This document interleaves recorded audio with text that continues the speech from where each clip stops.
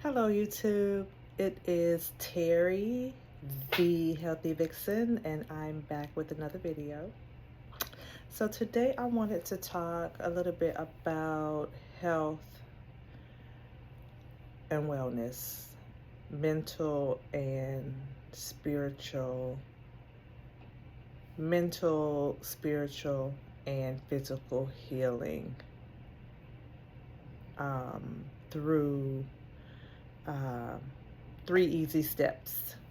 And this is going to be the one of the editions of biohacking, and I'm going to title this "Biohacking for Beginners: 3 Easy Steps" to get the process rolling. So I wanted to get into this because I spoke on my last video about my weight loss journey where I lost 55 pounds, and I did that mainly through these 3 steps.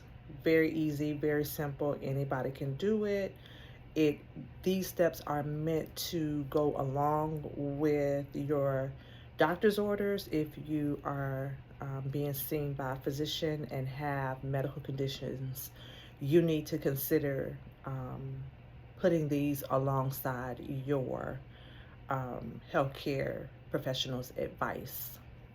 It should not um, intervene with any medications that you're taking. It should be very safe, but I definitely recommend that you speak to your doctor about it if you like.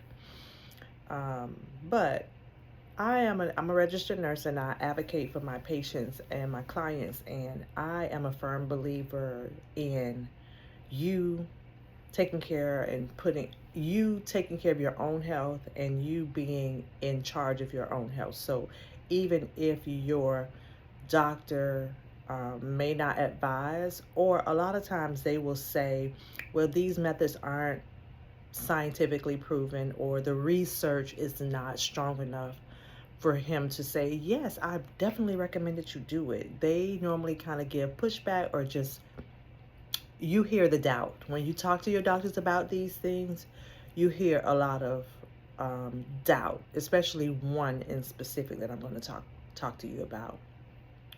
Actually, I'm going to add that. So I'm going to add four easy steps for beginners to biohack their lives. And yeah, I'm going to add this one. This one is a big one that the doctors they don't they they don't give advice on. They don't recommend it. They don't yeah, they don't. So we'll get into it, and then we'll I'm going to write it down so I don't forget.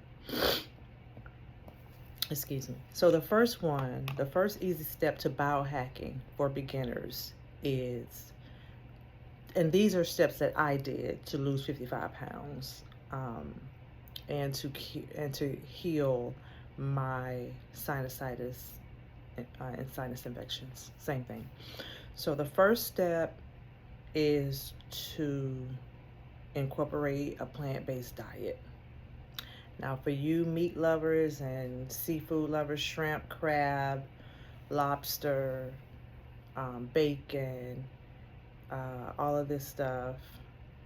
For one, if you're watching this video and you're interested in holistic healing, you need to expand your mind, be open-minded, be ready to learn, and be ready to grow.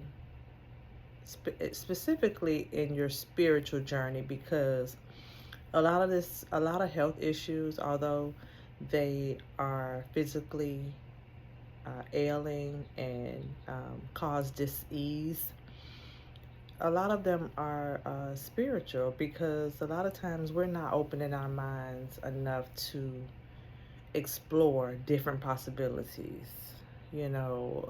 Especially a lot of born again Christians, they talk about, God made everything good for us to eat and da da da da. Yes, but all things, like Christ said, all things, or Paul said, all things are um, you're able to do all things, but are they beneficial? Okay, so for those of you who don't know what a plant-based diet is, we'll talk about that. So a plant-based diet is actually eating things that grow out of the earth, fruit, fresh vegetables, grains, whole grains, yeah, things like that. Nothing that was alive and died and heat has to be put to it in order to eat it. Okay, so your plant-based things can be eaten naturally. You don't have to cook them. I recommend you don't cook them, or lightly steam or saute, bake, um, uh, anything that's plant-based. That's mainly how you're going to get the best results. And for those of you who do not, who it's going to be, it's going to be tough to stop eating meat. So I recommend you start with 80-20, or the 80-20 rule. 80% plant-based, fruit, vegetables, whole grains, uh, and 20% meat, dairy, including eggs, cheese, butter. Yeah, do 80-20. So that means that on a plate, on a full plate, this much should be meat, okay? And I recommend that you don't eat meat every day. If you can avoid eating meat every day, maybe you can do it once or twice a week, or definitely don't eat meat every meal. Um, so that means that you're going to double up on your fruit and vegetables. You're going to eat fruit for dinner. You're going to eat your fruit for dessert. You're going to eat fruit when you wake up. I recommend um, mostly fruit. And a lot of people don't do this, but for people that love food and love sweets like I do, and has to have loves to eat ice cream in the evenings and things like that, it's going to be difficult for you to just eat a bunch of vegetables. So in order to, one, curb that sweet tooth, get your vitamins and minerals in, and get enough water intake in, you're going to have to incorporate a lot of fruit. So that's what I did. That's number one. Number two is intermittent fasting.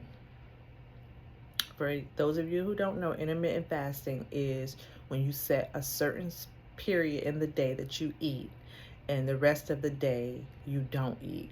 So you have a window to eat. So say for instance, I started out with, there's different types of time slots, and I'll get into it. But I started out with 8-hour window of eating and 16 hours of non-fasting. So it's fasting. It's going without food. Fasting is going without food. So say for instance, I wake up in the morning at 6 o'clock. I do not eat until at least noon. So that's 6 hours of fasting. Okay, so that's 6 hours of fasting. I don't eat until noon. I eat all day until 8 p.m. And from 8 p.m. to 6 a.m., that is from 8 p.m. to 6 a.m., that's 10 hours. So 10 hours at night, 6 hours in the morning, that's 16 hours of not eating. 8 of those you're sleeping, or you should be.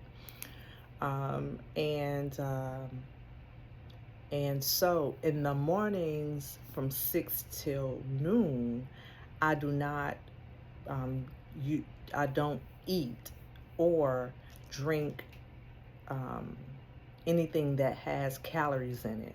So that means my coffee is black, no sugar, no cream, until noon. So after noon, I can put whatever I want in it. I can go to Starbucks, get whatever I want. I can eat cake if plant-based, so you need to be aware of, okay, do I need to eat this cake? And if I do eat this cake, it has butter, it has eggs, so and it needs to be within that window. So you still can eat whatever you want. It just needs to be in that window. and use the 80-20 rule when it comes to plant-based diet, right? So really, you can eat whatever you want, right? Okay, so we're not depriving ourselves. I didn't deprive myself. So I started with that window. So the different types of windows that most people do are the 16-8 plan. They will do the 24 plan, which technically is like OMAD, which is only one meal a day, right? So if you do 20 hours and you only have a 4-hour window, you're eating a huge meal. And anytime with intermittent fasting, when it's time to eat, it's time to eat. So we're not playing around with diet meals. We're putting salmon on that plate if you do the 80-20, or we're putting whatever meat that you want on there if you want it. Try not to do it every day, but we are piling our plates up with veggies. We have a nice, beautiful salad with all the fixings. We have a lovely smoothie. We have or fruit salad or cake from last night that you didn't eat because dessert after dinner didn't come until you didn't finish eating your dinner until 8:30, 9 o'clock, and it was past your eating time or whatever, and so you save that dessert for the next day. So you're eating your dessert in that window. So when you do OMAD, you're doing exactly that. You have 4 hours to eat, but that meal is a lot of calories, but it's nutrient dense calories, which means like you're stacking your veggies up. You have your baked potato, your sweet potato, you have your salad, you have your dessert, you have everything that you want within that meal. Or you can say, okay, I have this meal and then I have dessert. So it's going to be a long meal. You're going to be eating a lot, because you're going to be getting all of your calories in. So what happens when you do intermittent? So then it's that one, 24 or OMAD, one meal a day, or you can skip. You can do every other day, or you can do 5 days eating and 2 days fasting, or you can do it however you want. You can do one day a week that you fast.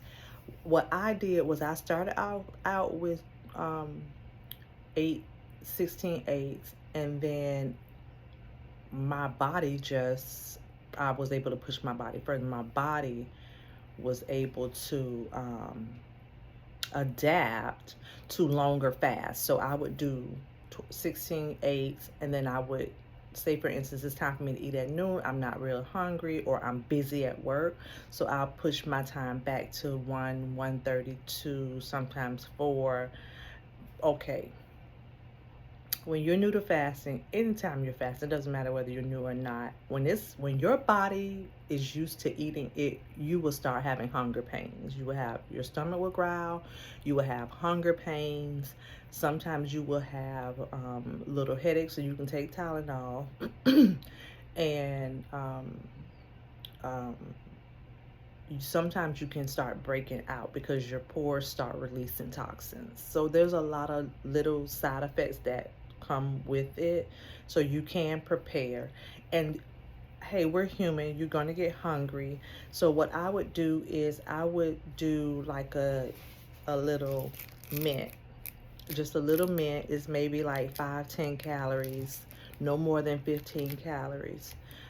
So say for instance you're getting close to the time that you're supposed to eat and your stomach is growling, you're hungry, you can just freshen up your breath and just, calm your body down.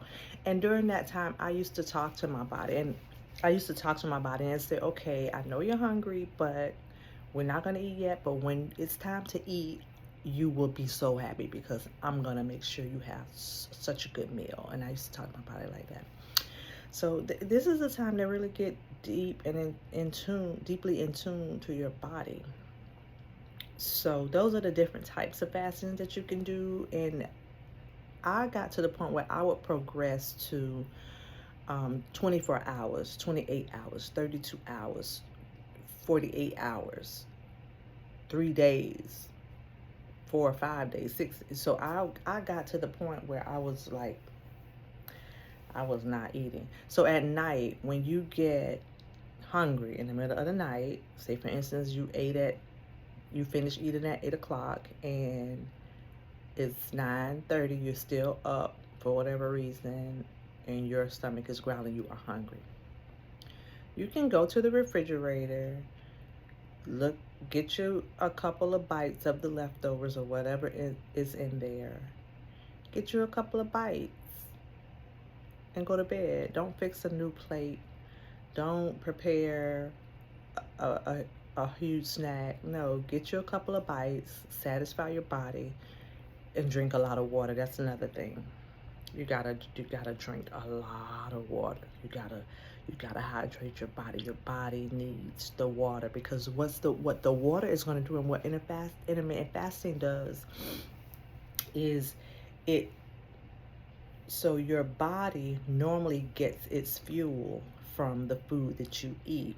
But if you are overweight, you already have pockets of adipose tissue or fat tissue that comes from old food that you ate that your body is storing. So what happens is, instead of your body using the food that you just ate from, your body is going to use the fuel from the fat that's been stored over time. So for those of you who work out in the morning, instead of you having to drink a protein shake or eat something so that your body has the energy to burn those calories, your body is going to automatically take those pockets of stored fat and eat that. It's going to use that as fuel, and it's going to get your body, it's going to be eliminated through your waste, through your urine, through your sweat, your bowel movements. Is going to be removing that waste from your body. And it's also going to be eliminating waste that has been accumulated around each cell. So each cell is going to be being purified. So the water helps to get that that waste out of your body, okay? Faster, easier, and it helps to fill you up. All right, number 3, embrace your inner lazy, right? Because during the time that you're intermittent fasting, you do not need to be doing any strenuous activities. You do not need to be doing a heavy lifting workout. You need to be doing mild to moderate workouts, because you don't have a lot of fuel. You don't have a lot of energy because you're not eating as much. So embrace your inner lazy. Your body is built to be lazy, to do the least amount of work that is possible. That's why when you go to the gym, your body is saying, "Oh, I don't want to go. I don't want to do it. I don't want to do it." Your mind has to force your body to work out and do this long, strenuous activity. And the longer you, if your body knows that, or your brain is saying, "Hey, I'm gotta go to the gym. I'll be there at least an hour, 2 hours, because I gotta get it in. I gotta get this weight off." Your body is automatically gonna freeze and resist. Our bodies are actually designed to reproduce, to rest, to commune with others, for survival only. Your body is not gung-ho to stay healthy, to stay in shape, to go conquer the world, to be successful, no, your body is not meant to do that. So you need to embrace your inner lazy. So let the food do the work. Let the intermittent fasting and water do the work, and embrace your inner lazy. One second.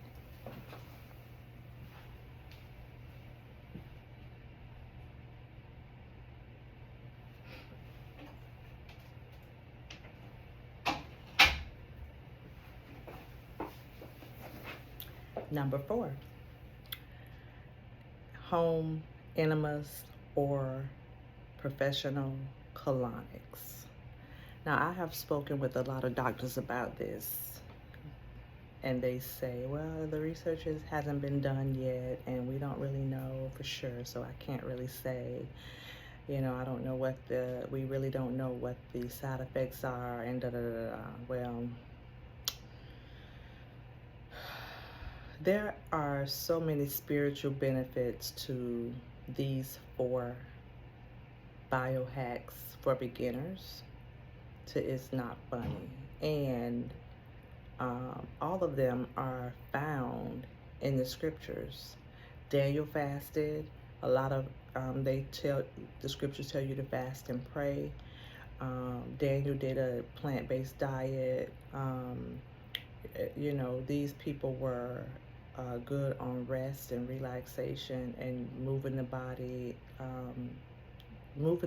but not strenuous workouts in the gym, right?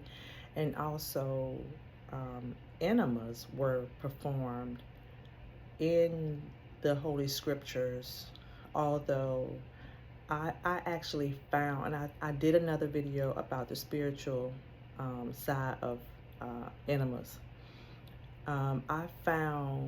I was reading one of the lost books that were taken out of the Bible or was not included in the King James Version Bible.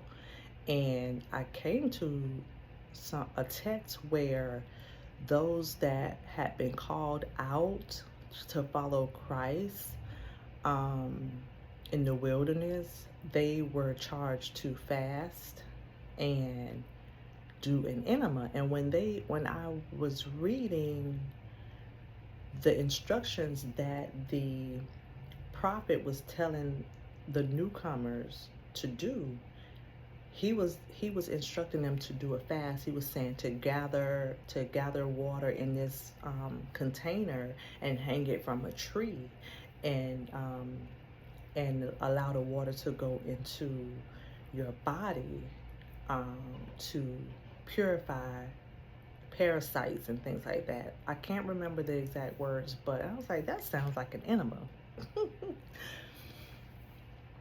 And I was reading, I was like, that is an enema. Oh my God, these people have been doing this for thousands and thousands of years, and we don't know anything about it. It's not being included, it's not being taught.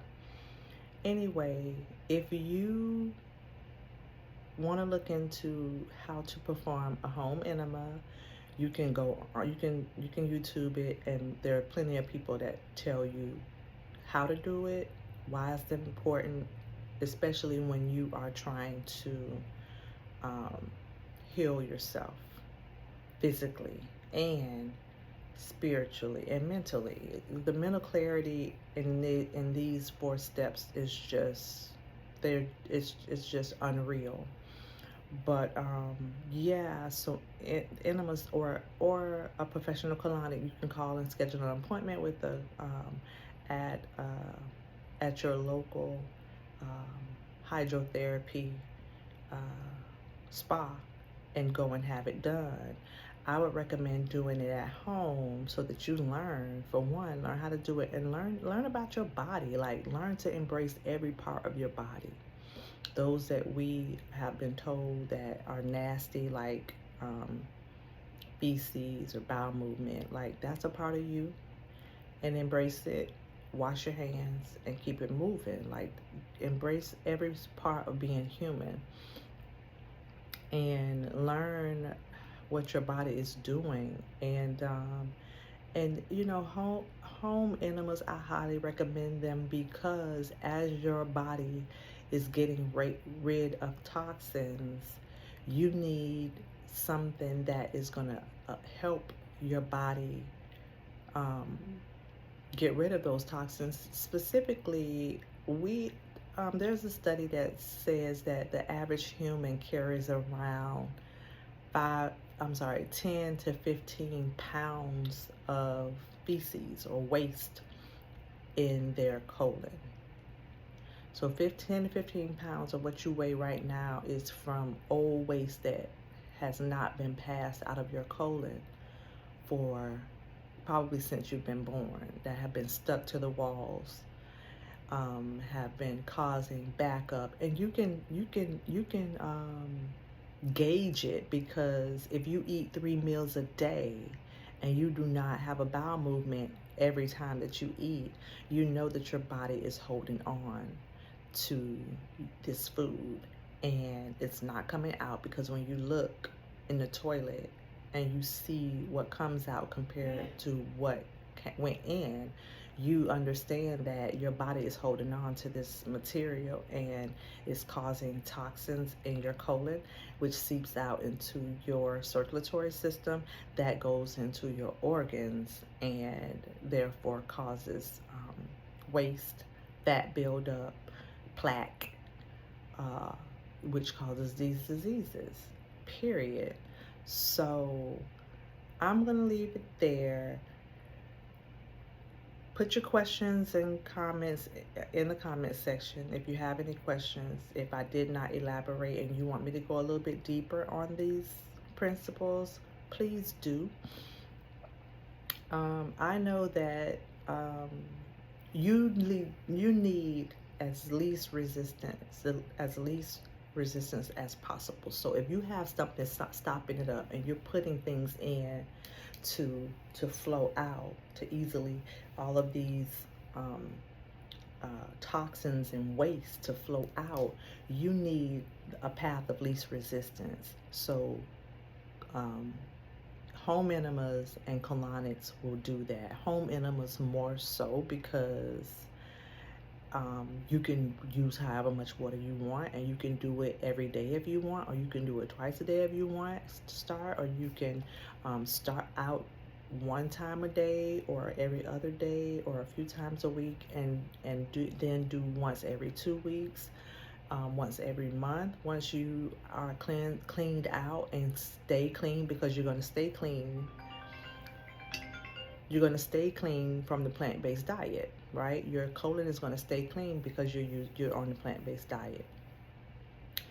And then the colonic hydrotherapy, if you have the money, you can go however many times you want. When I used to go, and I've done both of these methods and I love both of them, the home enema, because I can do it as often as I want, versus a colonic, I have to pay somebody $80, $100 to do it every time. So if you have the money, go as often as you want. If you don't, I would recommend starting out once a week or once every 2 weeks, and then maybe once a month. Or you can do once every 2 weeks the colonic, and then you can do the enema at home in between. Same thing as women do when we get our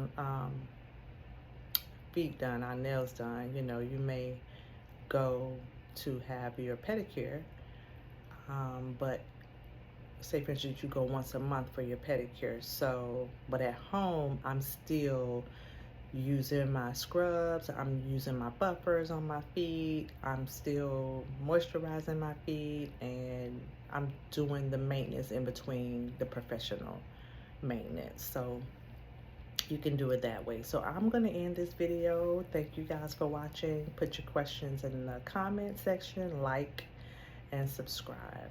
All right, so thank you for watching. Have a wonderful day.